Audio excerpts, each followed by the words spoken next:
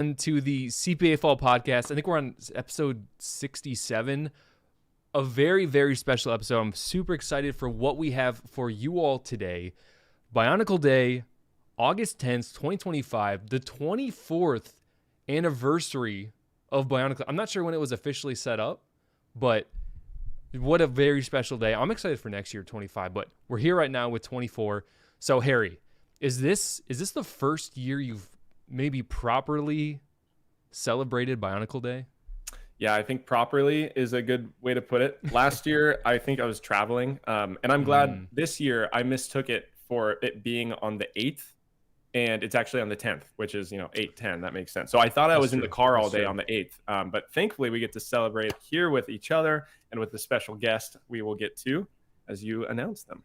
Oh, yes. So we'll get to that in about 90 seconds because... Harry, I know you love Bionicle. Hopefully we'll get a handful of people in chat that also love Bionicle. But kind of what's your favorite? I know you just held up two characters, which are very apropos to what we're going to be talking about today. But like going back to your childhood, what is Bionicle for you? I think Bionicle to me was my grandma put me on. She'd always surprise me with a new Bionicle. I would come home after she'd pick me up from school every Wednesday, and behind a pillow would be like a gift for me and my sister. And they would most oftentimes be a Bionicle. And it started 2006. So I'd get a lot of the Anika, Paraka, and then to the Barraki, Mahri, and then the final years, 2008, 2009. So it kind of just takes me back to being at my grandma's house and just playing at dinner, taking them out with me. They were kind of like a guy's doll. So pretty much. Yeah. It's an action figure, Harry. You can call it an action figure. Sure. Buildable. You take them wherever you go. They fit in your purse, your mom's purse, or your pocket, whatever you want. That's so true, dude. I remember driving to errands with my mom, and I would literally just Toa Mahri Nuparu. I would literally just take them apart and build them back, and take them apart and just do that like over and over and over again. Had it memorized, of course, by that point. Yeah. But no, I love that story. Hearing about your grandma, she sounds like a real one. Let's be honest. Like getting you Lego, getting you Bionicle like that. My grandma actually, she got us some Toa Mahri for Easter. Okay. Nice. So that was fun. Nice. I think they were cheap. They were cheap enough for grandmas to like do that, Yeah, because it's like $8. Right. Dude, getting an $8 Lego set like that, it's crazy. Pretty sick. Crazy. So going back to the Toa Mahri, the Mahri arc, if you will, one of the designers who, if you're in the lore of this channel, I believe it was at the beginning of last year, I interviewed the designer of the very set both of the sets that you're holding up for us today. So we have Toa Nuparu and the Barraki Pridak. So Brian Ellis is bringing a very special gift of sorts, presence, opportunity to the Bionicle community this year through his art. So I'm going to go ahead and bring you up on the screen. Brian, thank you so much for joining us this evening, for joining us on Bionicle Day this year. Super excited to chat with you and hear a little bit about what you have for the community. So how's it going? How are you doing? How's good? How's life going for you and all that stuff? Yeah, very good. Thank you. Thanks for putting this together. This is great to just meet up again. We haven't, it's been about a year, you said. So yeah. Yeah, things are good. I think, I don't know if that's up on the screen or not, but just with the recent, kind of new website launch, and finally, I know I was reading all the comments after those original ink paintings I did. People were wanting prints and things. And I was just like, I didn't have anything set up, no store, no nothing at the time. And so I kept promising people, I'll be working on it. And then just quietly over the last year, revamping the website and getting, all the prints and everything ready, and testing it and receiving proofs and stuff. So it feels good. It was great that as kind of all timed out. It wasn't unintentional for Bionicle Day, but it all just sort of worked out that way. So it's perfect. So sick. No, love how that works out. And yeah, kind of looking back on another screen, I have your other videos popped up. The one with Pridak, the unreleased Makuta, and then Nuparu, and seeing those art. Actually, I'll go ahead and drop that on the other screen now. So seeing all these, and of course make their way to art behind me that some people can see. It's just crazy to realize, have a kind of a full realization of posting these videos, seeing some demand for that kind of artwork. And actually, was it a process of just setting up the website, setting up the channels for a company to make this art? What was there struggles, or it just took time, as many things do? It just took time, because I'm also in between freelance and just life, and then the YouTube stuff. It's just like trying to do then, because if you're going to sell a print, you then have to like make sure you photograph it well, and that you test, get some test proofs. And so that was just the whole process, and uploading and resizing everything. And it just took a little while. And then at the same time was redoing an entirely updated website with some of my more, I guess, recent career projects and stuff I've been working on. So yeah, it was just kind of just time consuming, but very slow.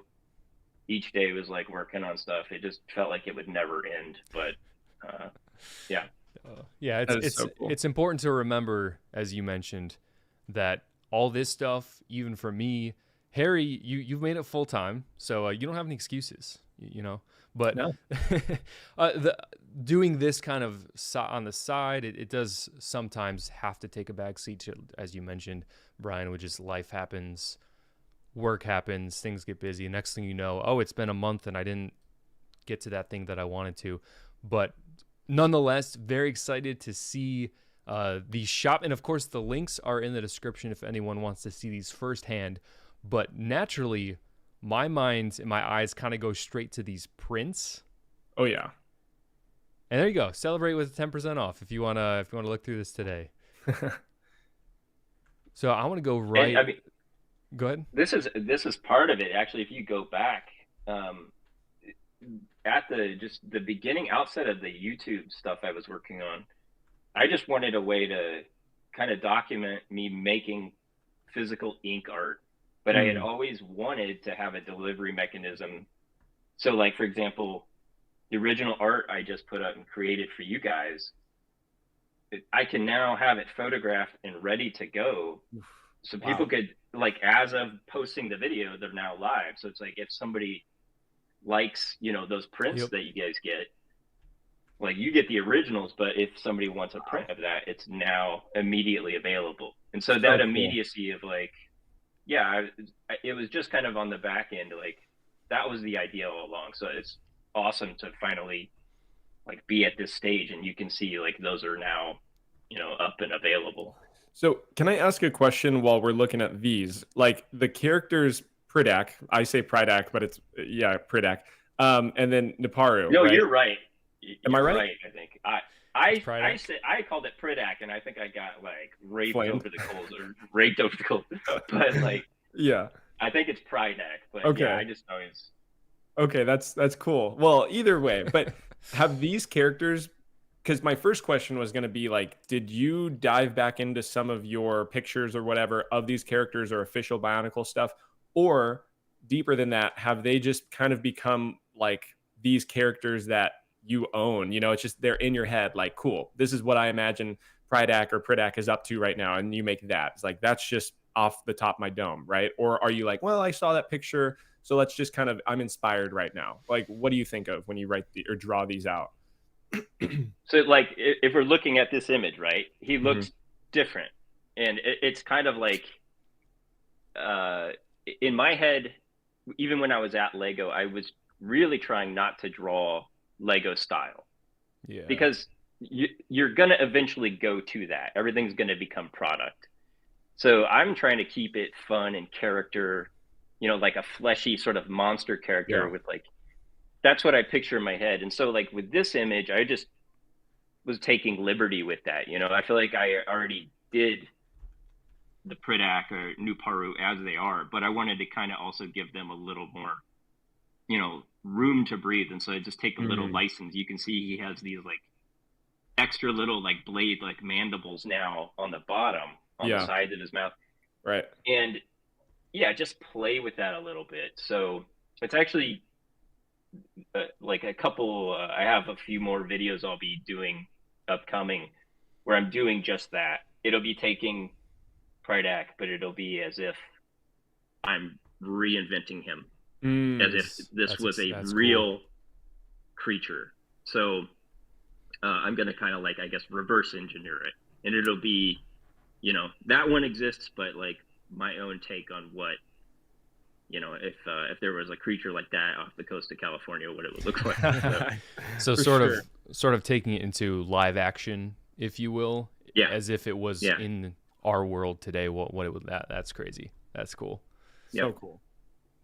But no, going to Brian kind of mentioned it, and just in case anyone didn't catch it, these two that I'm showing, these OG 2025 prints, were created by Brian in the last month, 2 months or so, would you say? Within the last 2 weeks before I sent them out to you guys. That's so cool. I think I did them the night before I sent the packages out. Yeah. Wow. So this is the original print, and I did show this already in a live stream. I was trying to kind of get the light to catch it for the stream to see, but it took me a second to glance at it, and I realized pretty quickly, oh yeah, like I see the Sharpie, or the not a Sharpie, that's what I would call it, the metallic gold color marker. Oh yeah. I was like, oh, that's a real stroke. That's not a print there. So I was super excited. Yeah, you get to that. see. Yeah, that's the hard thing. You can't replicate those little flourishes. In a print, unless you're like really doing gold stamping in just certain areas. But yeah, like on yours, that's awesome that you noticed that, where it's like it is like gold metallic in the eyes and reflection on. Yeah. Can I just say too, though? I mean, this is to shout Brian out here. Like, I saw you get involved with CPA on his live stream last year, right?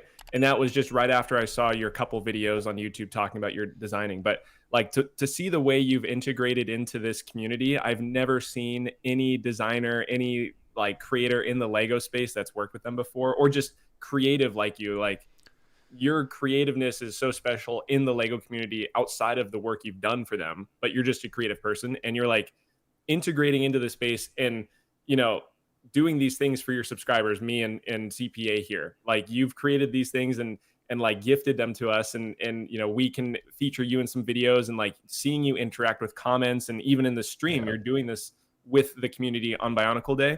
Like, that's super rad. And the fact that you have some Bionicle merch that I feel like is missing in the Bionicle community is just like super special and worth supporting, in my opinion. So any of you out there watching right now are thinking about like Bionicle, and it's Bionicle Day, it's a special day, I really recommend. I have mine waiting in a package in Tennessee right now. I can't get it, but some clothes and a unique print. I'm so excited to open. But if you're wondering and you're on the line, go for it. Special person right here with a special gift to the community.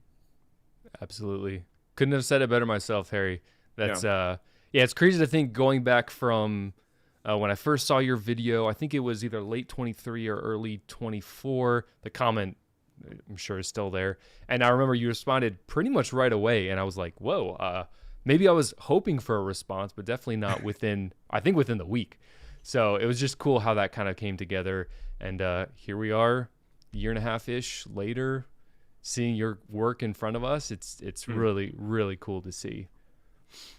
Oh, no, I mean, I appreciate all that. Everything you guys both said.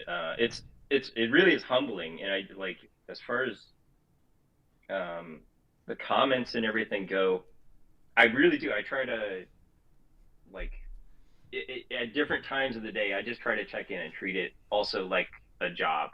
And like, I'll see, when those videos first hit, it was difficult because there were just like hundreds of comments pouring in.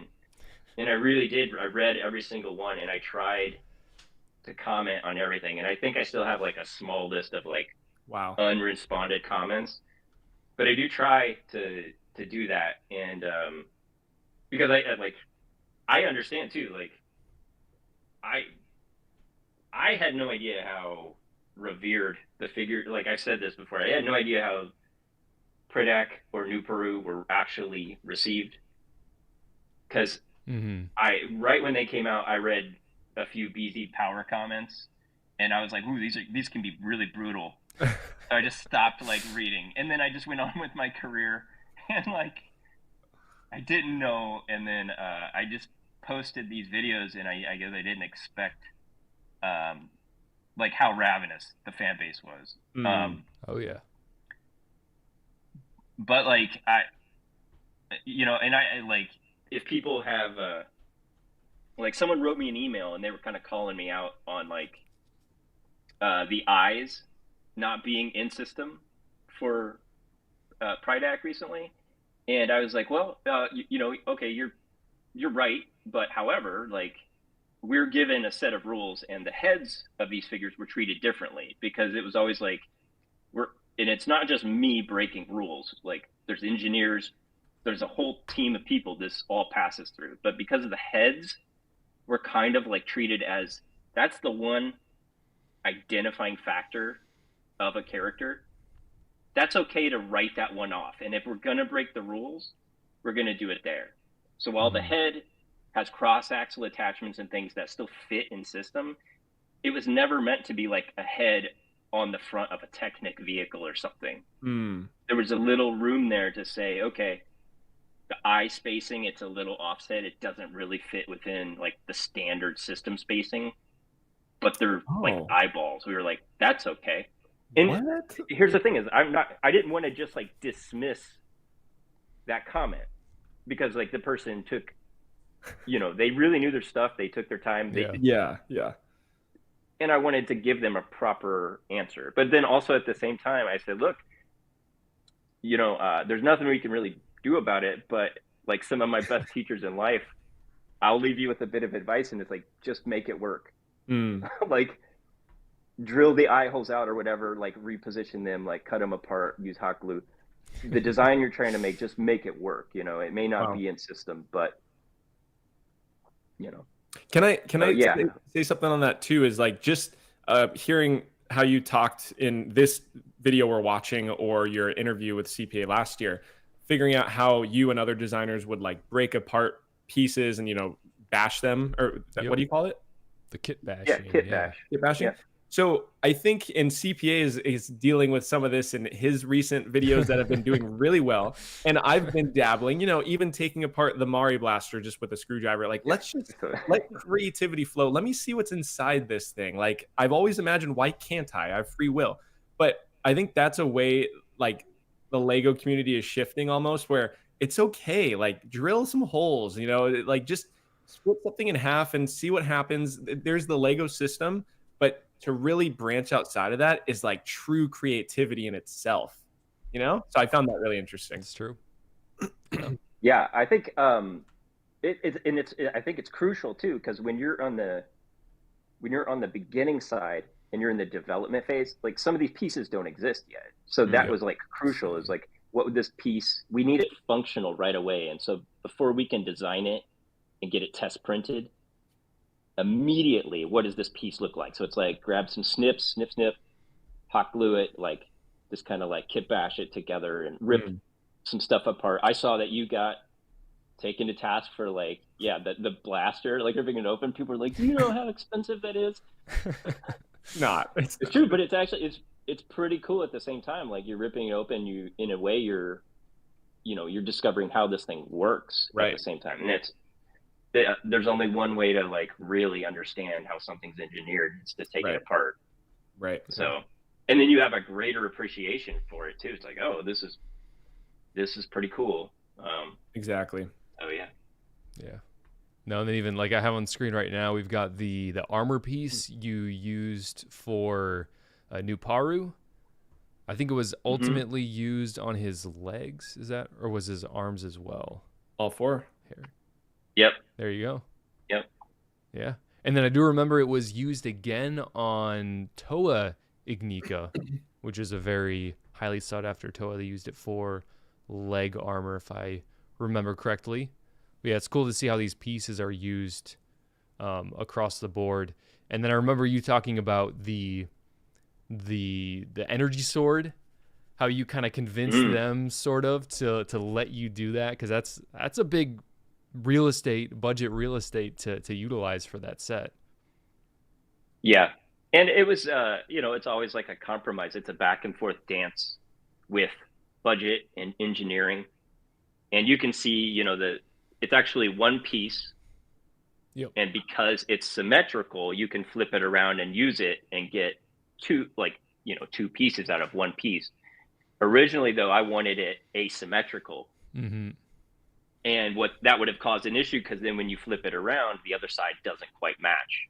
And so given a choice, here you go. Given a choice with the asymmetrical blade, it was like, well, the more pieces that can be used symmetrically means you can print more of them, bring the cost ultimately down. It can be used on Technic vehicles or whatever in the future.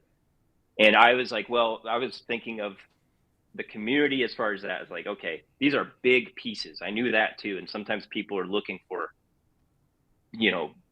like big shield pieces as armor, or especially with some of the larger Bionicle vehicles.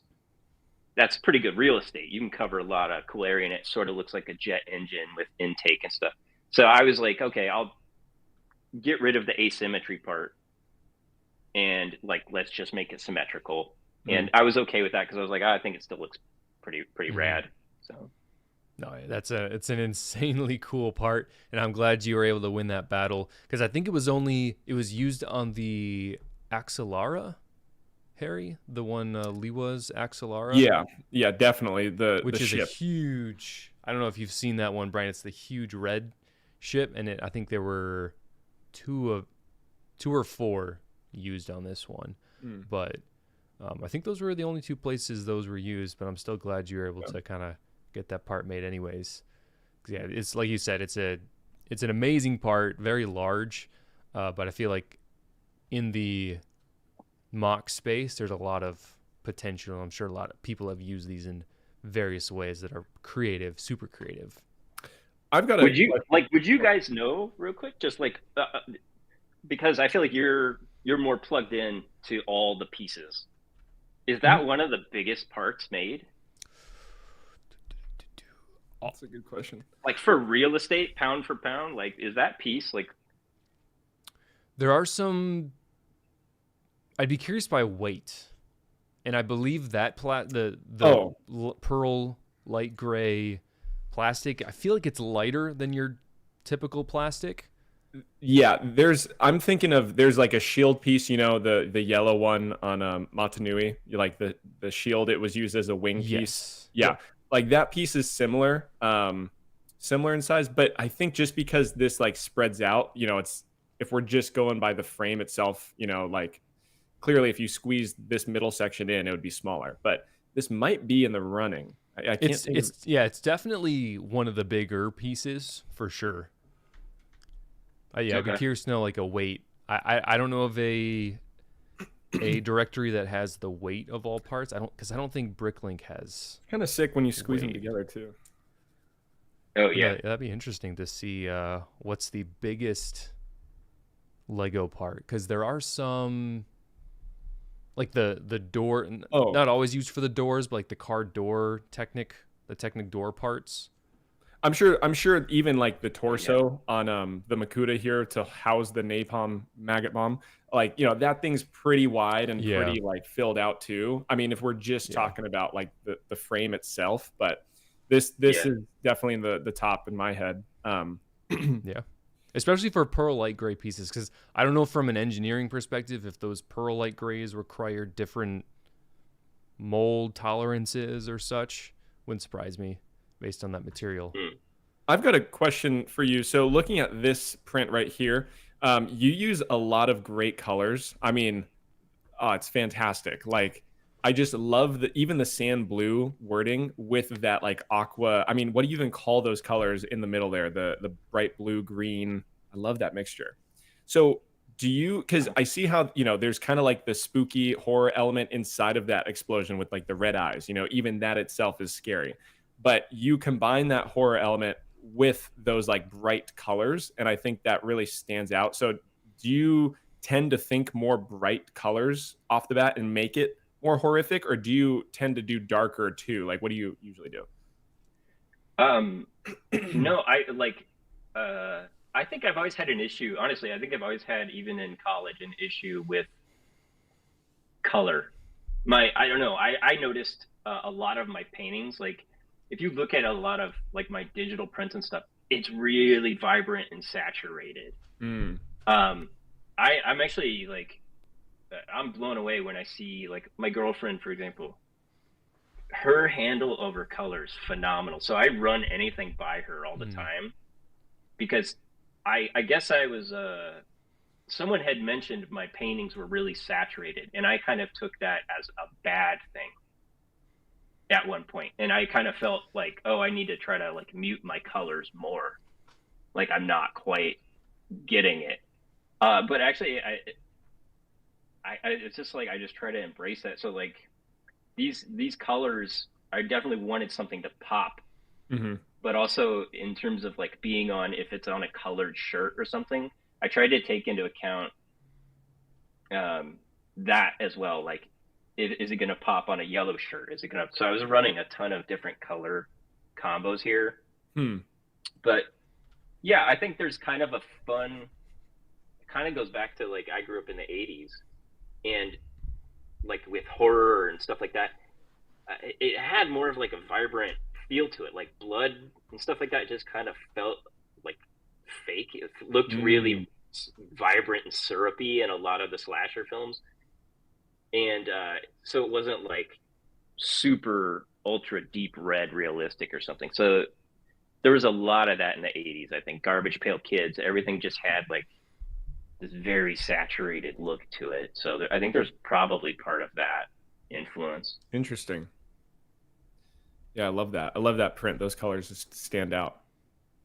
Yep. And then that's awesome. I appreciate hearing that.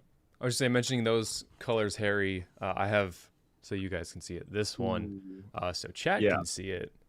Similar coloring. I think the maggot bomb looks like the same design.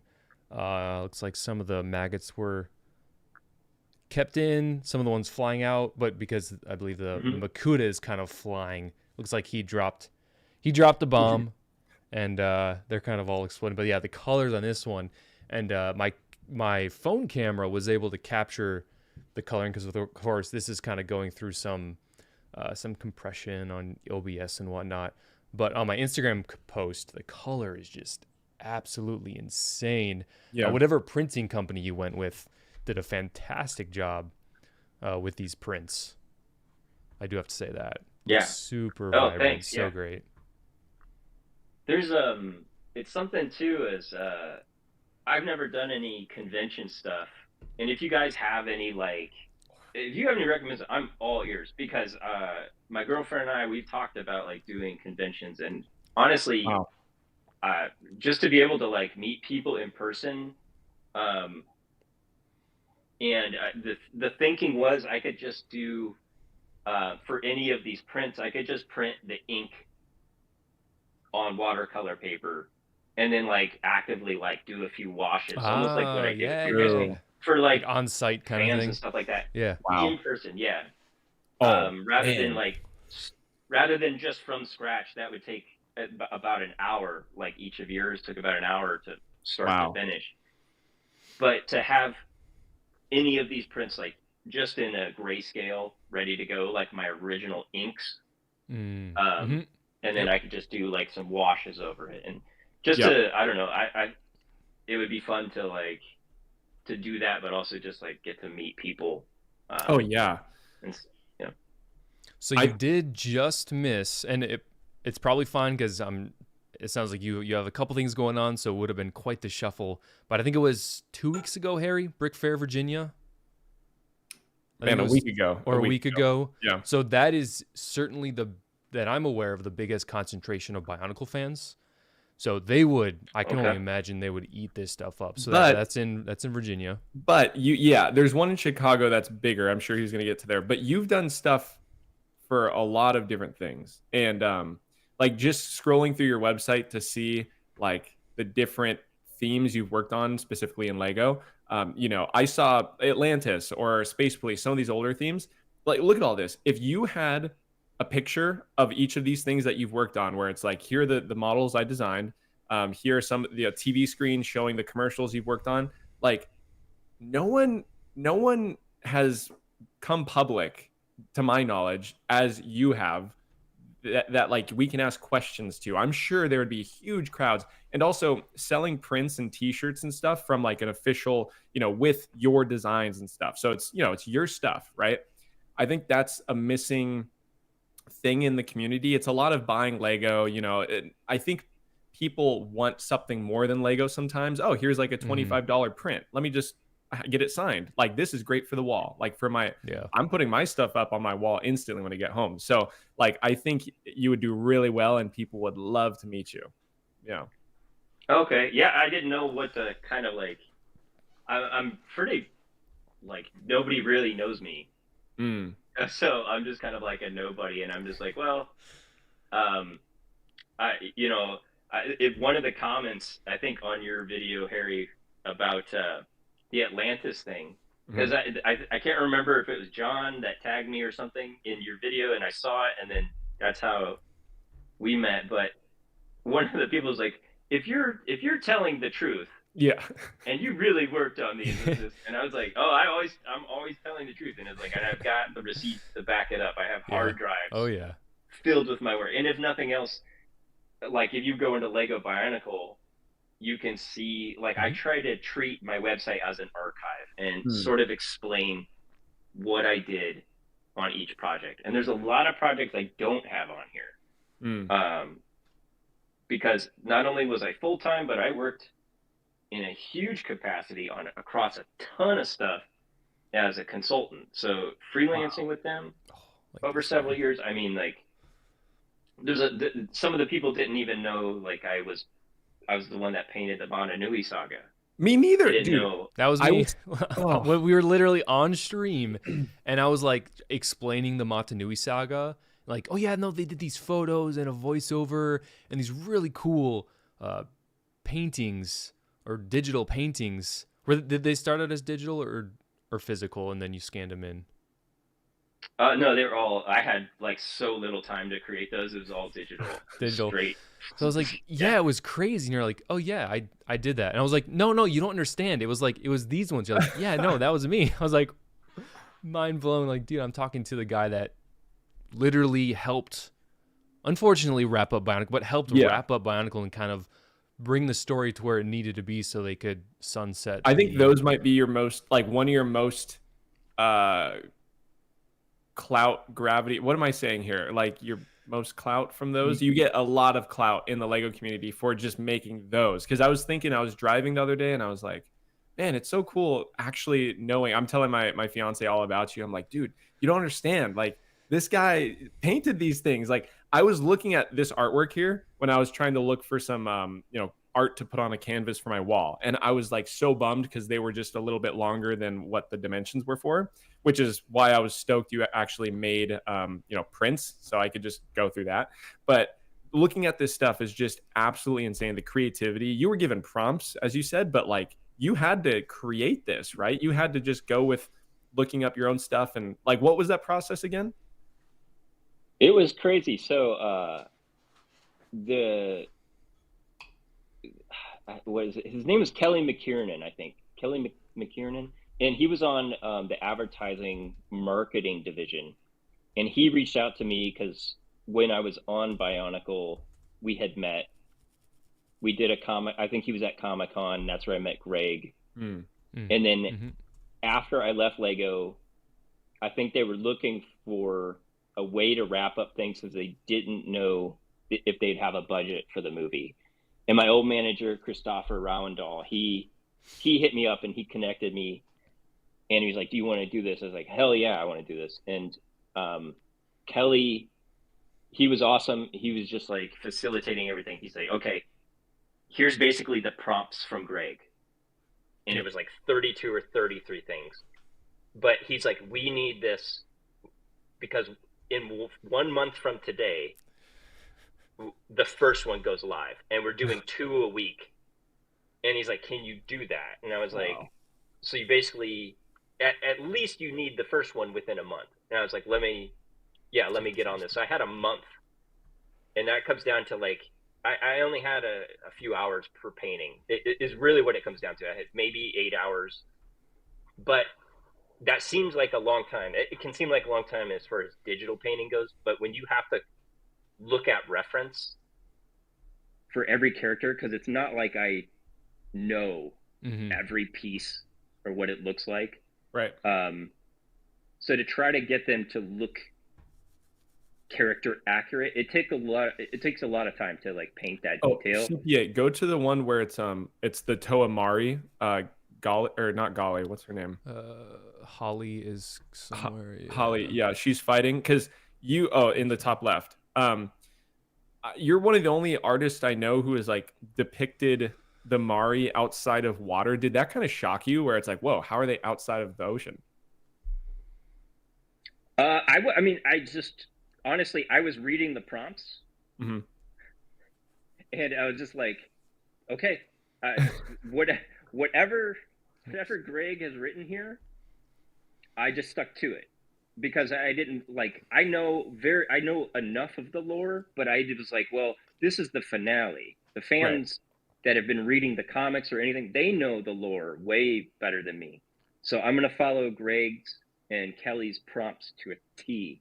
Yeah. And I definitely have those documents. So, cause like I said, I just save all my stuff. So I have those written documents and I could read, like exact what prompts, this caption says. There's no like randomness to like those characters being there or anything. No, I didn't question it. I was just like, but put in what he says. Would you have designed Nuparu, say he's down in the right, like would you have designed him a tiny bit different if you knew like, well, this is going to be their on land, like, design as well? Because that shocked me when I got back into Bionicle. I was like, these Mahri are now just like breathing on land. How does that work? Because they're, he has flippers or like he has the scuba gear. What's the deal there?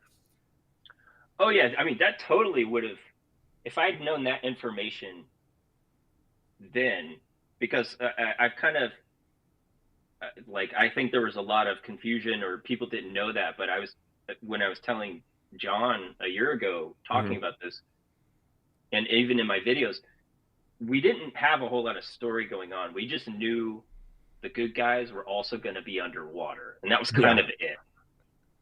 So it was like, oh, bad guys, they're going to be monsters underwater. And so then, if he was on land, there's no way I would have him running around with flippers on, or like a scuba tank and a rebreather, or a giant so it's just one of those things. I would have designed him completely different. Yeah, interesting.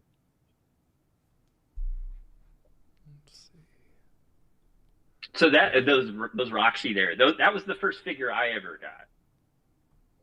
Oh, okay. Yeah, they were Roxy stars. Yep. I loved the Roxy. It was it was a green one, and it was right after design school when I was applying for Lego, and I almost didn't do it, but I went to a store and I wanted to see what Lego was up to recently, and I was like, "What is this Bionicle thing?" And I remember getting the Roxy and taking it home, and it had the little CD in it and everything. So cool. I was like, "What is this like?" The brain bug. I was like, "This is rad. What is this?" Yeah. So, I always loved the design of that. So it was like I never knew who created or who designed that Roxy, because it's weird because I looked it up. once. He designed a handful of other things. Well, while you're looking it up, I was looking at the Paraka too. I'm sure you're familiar with the Paraka, Brian, but them, I guess just them, because the Anika designed the heroes to go along with them with the light up swords. They were similar, but a little different. Paraka were all just copy and paste, given, the mask was a little different. So was that one person, do you think, creating just what it is, and then they just designed different face prints or different masks? Or do you know what because that was the year right before you came on? That was what I was. That's exactly what I was thinking too. It's like I don't know what the process was because, like, even with the rock sheet, they all looked pretty the same, where it was just like a different color. But I can see where a designer would have to be involved is handling like the spines. Each spine was a little different. Each weapon was slightly, a little different as well.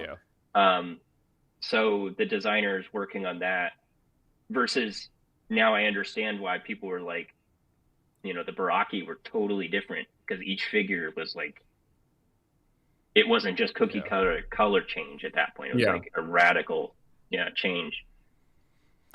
So it looks like the designer was Lars Thygeson, Thygessen. I don't know if you're familiar with him. Yep. Yeah. Whoa. Yeah, they were. They were like Lars, Andre, Jeffrey, Christopher, the manager. They were there when you were there? Mikhail. Yep. So I met the OG team when I came in because I think one or two of them were exiting. And so that's where there was like, we have an open seat for a designer. And I think I was working on all the system stuff, like the story stuff and all that. Okay. And I had been asking my manager at the time, I was like, is there any way I can get on Bionicle? Is there any way to like get into that team? Because I loved what I was doing, but I was like, I just kind of want to shuffle around the company and work in different areas. And I guess that word eventually got to Christopher, the manager. And I remember he came over and was asking me if like I'd be interested. And I was like, oh, hell yeah. Oh, hell yeah. I was like, yeah, instant. I was like, so he took me over because it was in a totally different building and division. And it was so cool because it was just like its own world. It wasn't like these dudes thought they were better than anyone. It was just because it's not Technic. It's not system. It's its own thing. So the designers over there were kind of sealed off, and they had lunch together, and they stuck together, and they weren't in the main building. You just never really saw them much. Bro, so and you weren't, I mean, correct me if I'm wrong, like you weren't a Lego designer, period, right? So you came in at a time where the first time they were letting people create like from scratch, right? Like using the parts listed and stuff, like, and there was individual designers opposed to like what we were saying, one for the Paraka, one for the Rakshi. Isn't that true? Or correct me if I'm wrong? Like the Paraka would have had separate spines, separate heads. Yeah, but not as creative as the Barraki were, for sure, in my opinion. I think it was like I was coming in at a time when I can't back this up because I don't have the marketing sales. I don't know if like it was the first time. I don't know if sales had just kind of like plateaued or if it was just, really great marketing team or the design team, but they were just like, 5 some years in at that point. They're just like, rather than just like, like be stagnated, let's just freaking change it. Let's try to change it up. And I think, especially with the Barraki, like every design is so creative. It can be stifling sometimes because every one of those dudes is super creative. And that's all you really want as a designer sometimes, is just to be like, do what you do, let go. Like, and then I think you saw everyone, it was like for the first time they got a real moment to shine as a designer. And I think that was just like, I was walking into something and it felt like they were wanting to change it up, and there was a vibe there. And I was just kind of like going with it. And I was probably, obviously bringing just my like, because any new designer that comes into an existing property, they have a lot of ideas. And so I was probably a weird ball of energy because I was the youngest dude on the team at that time. And like, and all someone has to say is like monster. And I'm like, I'm in. Like, what about this? Like, let's like, nice. Yeah, maggots in the chest. Let's do it. Like, yeah. So, I think what you just saw though is like, the shackles were off for the first Mhm. time, and those designers were just like told to go wild, and they're free. cool. So it's just, yeah.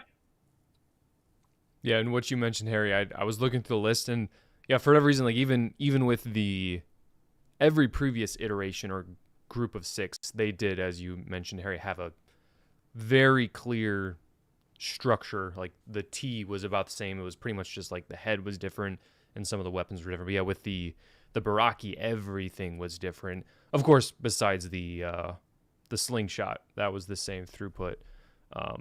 But and then I remember we talked about this before, but those pieces they used for the mouths that was, if I recall, that was not forced upon you guys, but sort of like eventually decided that every single Barraki needed to include those sort of mouth pincers. Yeah, and I can definitely see that, because it's like, what's the red thread? Like, what's the common theme? You've got all of these creatures mutated, but like, do they share one common, like appendage or something? And I made it work. It was just kind of like, it felt a little weird because I already had like teeth here, but yeah, once we like had to redesign the head a little bit, but once it worked, I was like, oh, I'm behind this, because it kind of felt like Predator too. Like, you've got teeth, that come this way and this way. It's like, sweet, more knives, like more sharp stuff. I think this blade has to be like, because you created the blade, right? It was a mix of because I have those sketches right there. You can see my original designs. It was a little more wild, right? I think. And then it was, because of our tight deadlines, it was an overlap during like winter holiday, and I was coming back over New Year, and a Danish designer was like, "I'm so sorry, but we had to make a deadline." He's like, "I tried." He took my design. And he worked with an engineer. And so what you see is like a mix of this. And he's like, this is kind of what we were able to work out with engineering. Yeah. So you can see it, but this, if I had been there, I think they just shifted a deadline all of a sudden. And so it was like, we need this. And just a matter of a few days can make or break something. Wow. It's got to be one of the most dangerous pieces Lego's made. That's the video idea I have on it. Like, that's crazy how sharp that is. Did they make it rubber though? Yeah. I guess I never noticed that, but I remember as a kid I would use that as a shank. Like, I would just poke people fight with it. Yeah.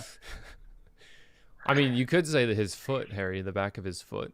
Oh yeah, dude, that's hard plastic. This Bionicle might be in the running for the sharpest. Wouldn't you say? Like, look at all the edges, head, 2 points. Oh yeah, sharp, and they're rubber. But like, yeah, these aren't. These aren't as sharp. But yeah, there's your weapon of choice. Yeah, I mean, you can see. Yeah, I mean, obviously, it was like everything was sharp. And yeah, you probably talked about this, but in even when I was building this, in the instructions, it had red eyes. Were you planning on red eyes from the get-go, or did they switch that in the marketing? Yeah, there you go. Yeah, I was planning on red eyes, so you can see right there. I was a little concerned because like here I was the first like American designer on the team, and Pridak's face is red, white, and blue, and I was like, I don't want it to be like like an American flag or anything. Oh, that is so funny. But I do. The blue is cool. You just gave Harry a new video idea, by the way. For next year, 4th of July. It does at least like set it off from the white and the red, so you can see. But right, I like the blue a lot better. I'm not gonna lie. So yeah, that's great. Yeah. Let's go back to some of these prints. So I know we have. Let's see. Let's talk about this one, because this one, just to kind of let you all know, is one of the shirts that Brian provided to me. Fire. Oh yeah, I was wearing that one yesterday. I went to see a horror film and I was wearing that, and I was like, nice. It's pretty cool. I actually really dig this shirt. Yeah, looks good. It's so cool with the I love that sun. Which was that always in there? I think you have the black and white. Nope. So the difference between the original inks and the color is I just wanted to, there it is. I wanted to preserve what the whiteboard looked like. Yeah. So this captures like, with those videos where I'm doing the ink, I thought it was like pretty cool for viewers to see the scale I'm working at and the brush strokes. And then now to be able to own it if they want, there's just like that, having seen me make the original art and preserve all those details and brush strokes. And then when it came to color, I was like, well, there's no rules here. I'm going to alter and change my own design and revise it however I want. And because if I get it, not too many people want a black and white image. So if you're going to go full color, like make it pop and make it like a really cool image. And I was just playing around with the proportions of it, and it just felt right to have this kind of like blood moon, like setting like the purple off. Yeah, no, it translates very well. And there's that light blue coloring again, that very neon, which looks great. I love the hue going across the background to kind of set it off like you described. So cool. What are some of your favorite prints on here? That one for sure. Oh, nice. I really dig that one. The other Makuta one with the wings out and the wild background. Like I really like all the Makuta ones. I had a blast with that because I felt like I had the most freedom because it was just based on a prototype character, so it wasn't fully locked in. But this one has like kind of like egg sac veiny membrane. I just went wild with like the background. Wow. And I felt like, like an egg ripping open and like the membrane splitting, and like I was like, okay, we're going like full on go all out. Like, crazy colors on this one. The big Pridak head, I love that, and adding a lot more of just like the frenetic blood, like with the mouth opening up. That one. Oh, so cool. And that red stripe across the back, it's subtle, but it kind of adds a cool accent to it, I thought. Yeah. I mean, I was really wanting to just like mix a bit of like, if I was doing an abstract painting or something, and just like texture, and I tend to work with like a palette knife and stuff, but just like pops of color here and there. So it may not make sense, but at the same time, I'm like, nah, it's a feeling, right? Because I don't want to do something just straight up one-to-one. And honestly, I didn't know how those prints, like how they'll be received by the community, because I'm like, well, if it's not, I'm sure some people are like, it's not model accurate. Yeah. Then they wouldn't want it. And I'm like, nah, man. Yeah. No, I agree with you. I don't want it. I want to have it loose and kind of like the prints I did for you guys, those original paintings. I kind of like, when the lines get a little messy and blurred, because it just allows you to fill stuff in with your own mind. Yeah. It gives like the character so much more depth for sure. Like how I imagine Pridak now is so different from how I did a week ago, just by seeing these prints. I'm like, dang, that's rad. And I will say for me personally, I like a balance. Like this one in specific is a really good example. Being able to pick out specific Technic pieces, like this claw looks very close. You can even see the ball joint. This ball joint going here across. You can kind of pick out these Lego pieces, but then the rest of it, like obviously this wing, it looks very, very fleshy or whatever. Not anything that Lego could make. But yeah, having the balance of Technic or Bionicle to reality, organic, that's what I was looking for. I like that balance that you ride here many times. Going off that, I got two great questions. They're similar. What's the best compliment you can receive, best or favorite compliment you can receive for your Bionicles that you've designed? And then what's the best compliment you can receive / favorite about your art?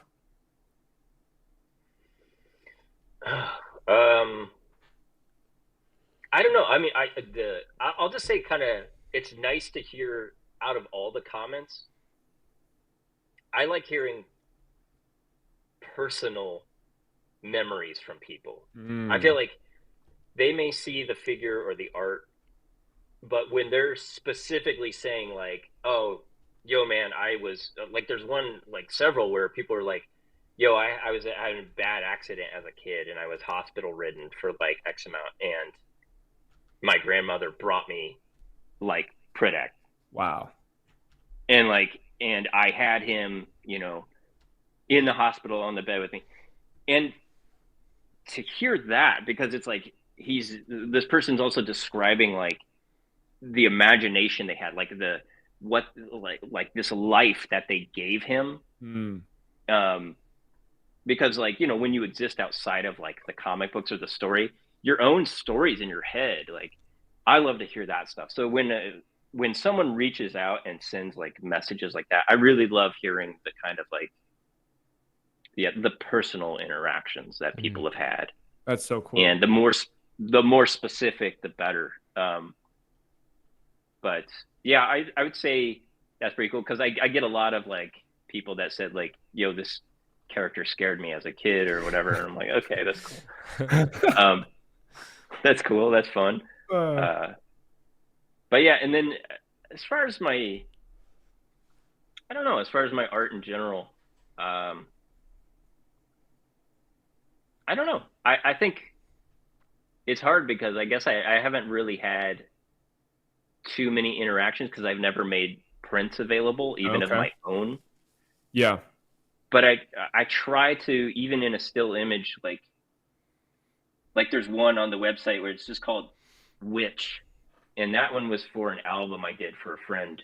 Like he was in a band and they ended up doing this whole like, almost like a comic book where there's like these big paintings.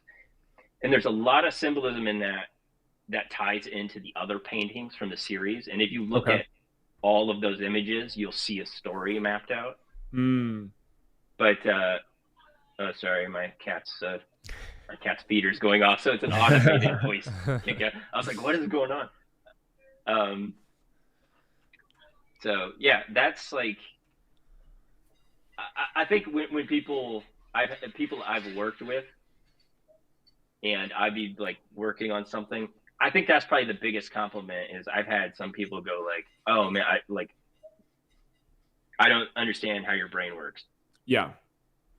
And that's super cool, because I don't know if I can accurately like nail it down, but I've come into like the most recent company I used to work with, and on the first day they had a big problem they had been trying to fix. And it wasn't like ego or anything like that. I was just listening to what they were saying. And that's my job, is to be a bridge between these two different departments. And I don't want to like throw out all the work that they've done. I want to actually honor both parties.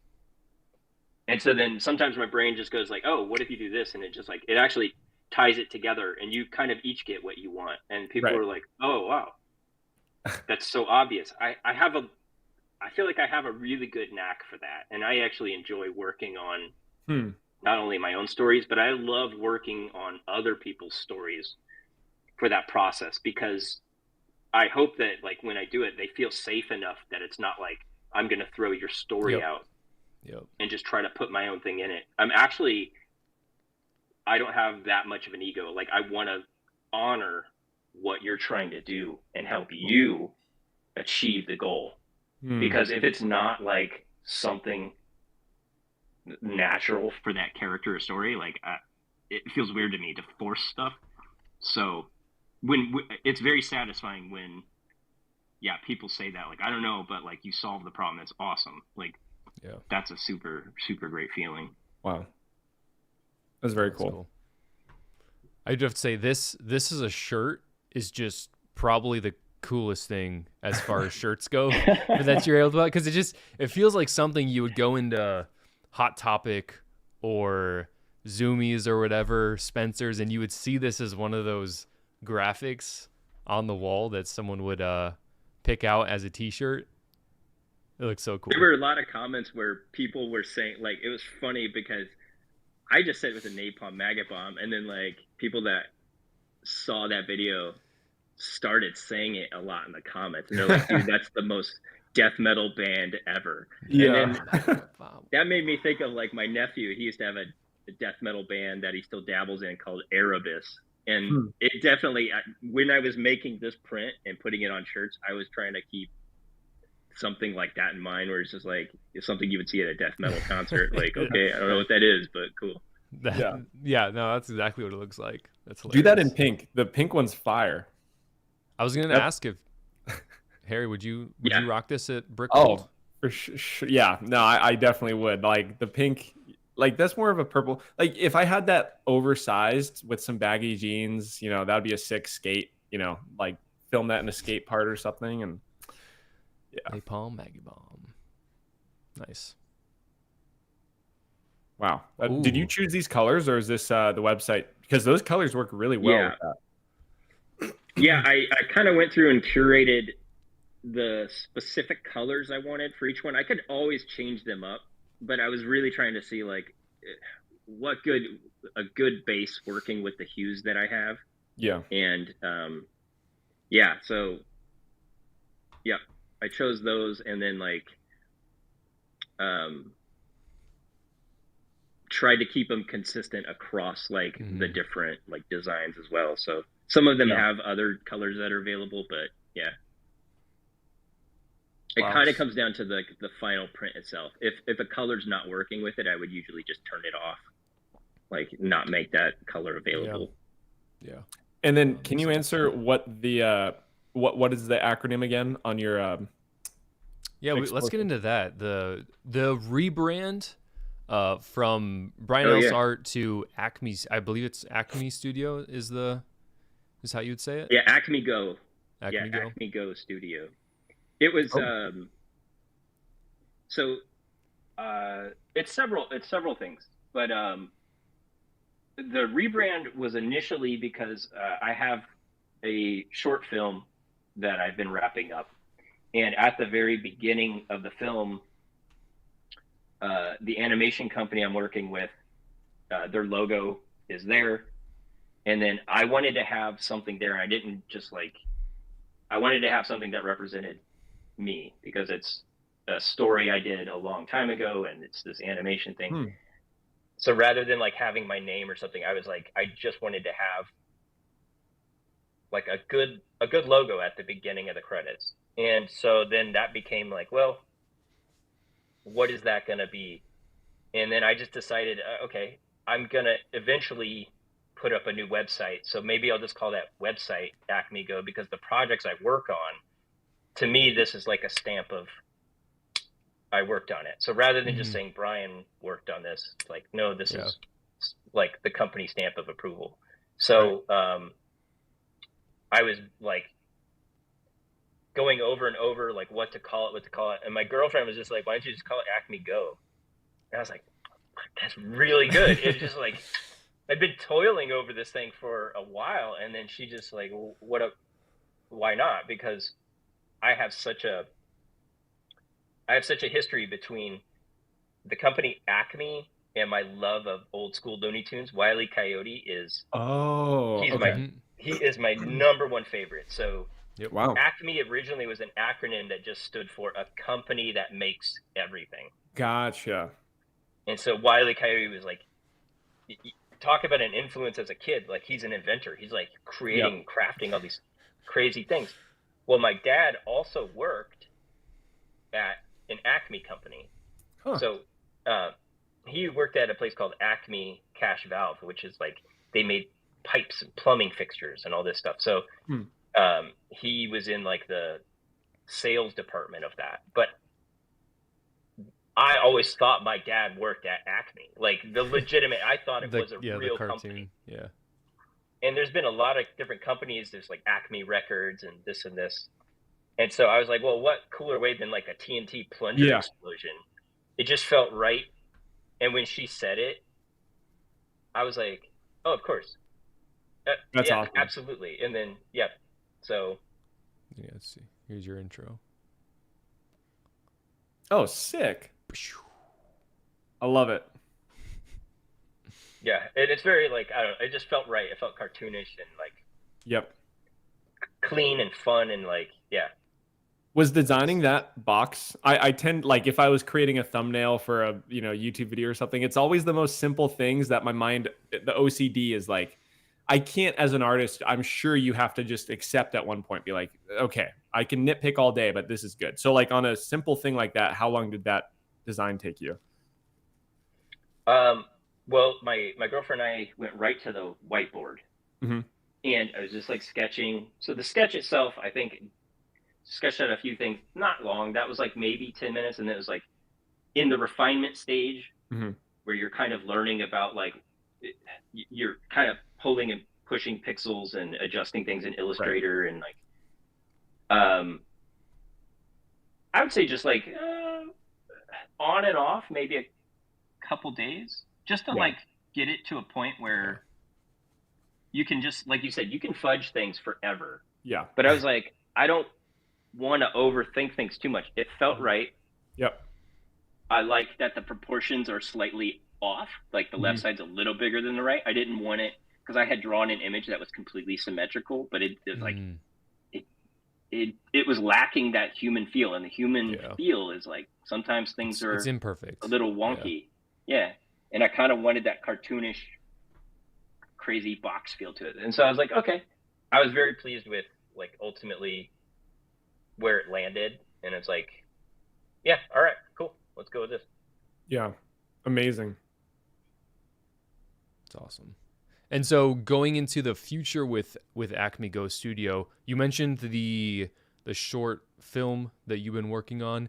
Is there a set date for that that'll be dropping? There's right now, it is waiting on the composer. So the whole thing's done. The sound design is all done. Right now the composer has some like juggling work and life things. Mm-hmm. Half of the music is done, but we still have to finish the other half and then treat some revisions, and then the ultimate final sound mixing, which won't take too long. Realistically though, it could be done by the end of the year, and we want to wrap it up. We've just been kind of waiting on it for a while now. It's ready to go. The trailer's done. And yeah, it's just like, it's a 5.5 fully like CG animated short. Wow. It's crazy because like when we started wrapping it up, AI hadn't even come out. So when you're working on this, you're seeing the actual tools that are replacing animation studios. Wow. And it is weird because you almost instantly feel like you're obsolete because real humans worked on this. Yeah. You know, it's so, it is like a very weird feeling, but like, we're just like, well, we got to finish it. I was just about to ask you before that, like, what are your thoughts on AI? But there you go. I mean, I get it. I totally get it, but I also think like it's not. I think a lot of people that. Yeah, I think a lot of people, and it's not just like I've read a lot of comments where people are just very dismissive. It's like, well, artists just need to get over it and move on. It's the future.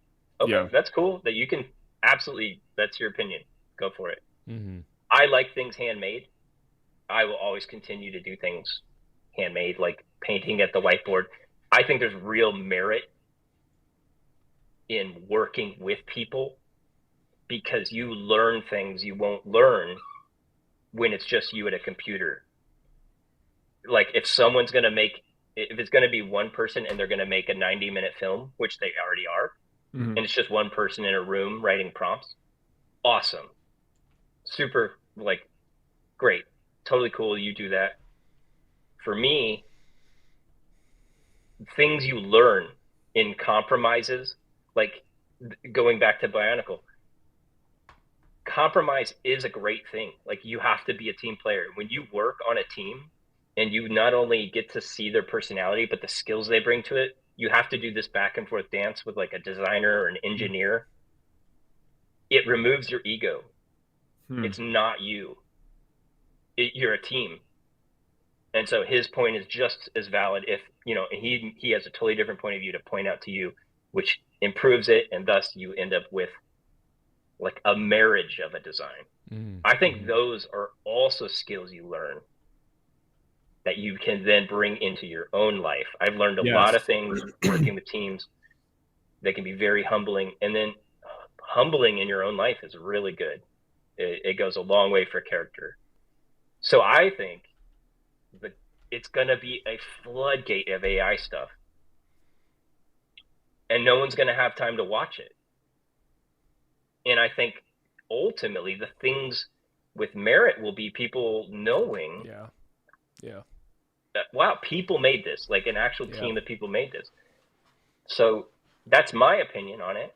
I understand it's a tool. I understand how to use it. I understand people like in companies are using it. Cool. It's not going to ruin my day. I mean, it may affect things, but I'll just have to like, if it ultimately affects me to the point where I can't live, I'll have to figure something else out. Right. Such is life. So, yeah. I was writing a little email to like a business thing I'm working on. And then I'm like, I'll just send it through Chat GPT to, you know, just, I don't like doing that, but this is like a pretty professional thing. I wanted to look good.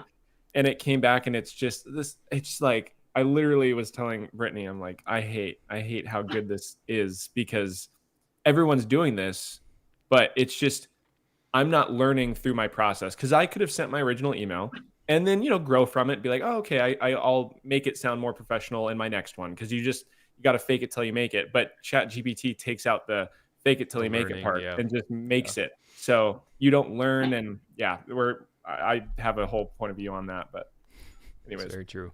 It is powerful because like I also write a lot as far as like, so I wrote scripts and stuff through the years, and before AI, you have to do that. You know, you have to sit there and write. There's no like cheating it. And I've used Chat GPT a few times to run something through because sometimes you do just want to like soften something just a bit. And there is immediacy to it. Right. And the approval process, and you go like, oh, this is awesome. Like this actually did exactly what I wanted. It revised it. But it's funny because I will oftentimes write stuff out and I'll be editing it a few times before I even put it in Chat GPT because I know what I want to say. I want to make sure I say it right. And the coolest thing is like when you put something into Chat GPT and you just say like, can you improve the flow of this like 10%? And I'm not going to say like I have like phenomenal grammar, but I have pretty good grammar when I'm writing because like when it comes back and it only changes like a few things. Oh, dang. You're like, oh, all right. The machines are approving. I did okay. Like, I did that too. Yeah. But, Sorry. It's funny. Like, you know, that, and it's like stuff you learn in the past and still applying it. It's okay to like put a little extra time into things. Like AI shouldn't be the go-to for everything. Definitely agreed there. Yeah, for sure. Well, I think we're gonna start wrapping it up at this point, but it's been really great to talk with you the past hour, kind of go over your process from when you first dropped those videos, you know, when we had our live stream last year, and then finally seeing all this product. And of course, I've had a couple of prints behind me and then showing the t-shirt, the other prints on the screen earlier. But it's just been really cool to hear your process, seeing these. Oh, there's a napalm maggot bomb right there. All these cool prints and what's available. Of course, the link is in the description of this live stream, and so any of you can go into there. That's all that goes straight to Brian. Well, fees and whatever, but there's no affiliates in there, so none of you have to worry about any of that. But very, very glad to see this. I'm curious to see what happens with the store in the coming months, weeks and months, and to seeing how the community reacts to this. Hopefully, they're able to kind of latch onto this pretty quickly, because I know it can take some time to get out there and seeing the fruits come back on that. But overall, I'm just super excited. Let me give a little pitch for it as well. Like I've tried looking, I'm sure as CPA here, I'm sure we've all tried looking for Bionicle merch or like high quality stuff, you know, and there's nothing like this out there right now. There's maybe a couple stolen designs or made by, you know, AI itself. I've seen a couple of that, right? There's talented artists doing stuff, but not putting it into merch, or like there's not many people who have worked like hired by Lego to create Bionicle that are, and that's the huge part, Harry, is like you said earlier in the early part of the stream, I was racking my brain myself trying to think of, surely there has to be some other Lego designers out there that are doing something, revisiting their old work, revamping it through art, offering new things to the community. Yep. And I really can't think of any. The only one that comes to mind is, I know M&R Productions talked to a Lego designer who was at a convention recently, but besides that, nothing really. Nothing back from the mind. early 2000s. Yeah. So I'm just saying, if you're looking for some Bionicle history, or just looking to support like a great artist that's clearly, you know, a deep thinker and just has some great, you know, stuff on the website, like this is where to go. And even if it's not now, like in the future, you know, for Christmas, for birthdays, like this will be here. And yeah, so Brian, like shout out to you for creating this. It really is like an act of love for the community, and you're filling a void there, and you're listening to the community, which is awesome. Yeah, 100%. Oh man, dude, thank you both so much, John, and for putting this on. Harry, thanks for like. Honestly, I had a blast like putting those packages together for you guys, and I don't know, like it's super cool because, like I said originally, I didn't know people actually cared. I designed those things and I walked away years ago, and then like, oh, it's super cool to be like 20 years later. Oh my God, I was a kid and this and this. So this has been awesome. I appreciate you guys like doing this. I'm glad everything worked out in time for Bionicle Day. Yeah. Because I was I really wanted to put the new video up. I wanted to put that up today. Wow. Because it's like, I understand fans are out there on Bionicle Day, and if like no content's coming out and it's something you love, that kind of sucks. So I was like, well, I just want to do something. So it was really important to like hit that deadline for me. And so cool. And oh man, Bionicle community, it's an indestructible entity, if you will. Like every year, new stuff comes out from the fans, and like we've said a handful of times, this just still feels like something different coming from someone who is actually on the ground floor of these launches. To get it from that perspective is just really, really special. But then even the community itself creating things, of course, myself, Harry, through our various mediums, still keeping it alive. But no, this is just an amazing way to keep the community, to keep Bionicle alive, from an official designer creating new art for us on old designs. It's fantastic. I really, really love to see it. It gets me hyped. Like it gets me so hyped to make more content. Like I got to make something about the napalm maggot bomb. You know, I got to show the teeth, show the different things there, and that's definitely on the list now. But yeah, so thanks for all you do, Brian. Like everything you've created and given to the community and just put into the world, like super rad stuff. Absolutely. Cool. Oh man, thank you so much. It's like very humbling to hear that. I appreciate that. Thank you guys so much. Yeah. Absolutely. And with that, thank you everyone who joined us in the live chat. If you haven't already, as we click end and close this stream down, definitely head over to the website, scroll through those, bookmark some of your favorites, and hopefully some of you will pick those up in the weeks and months to come. Thank you for spending your Sunday evening with us, chatting about Bionicle, as we love to do, especially on Bionicle Day. And I hope all of you have a great rest of your evenings. Yeah, cool.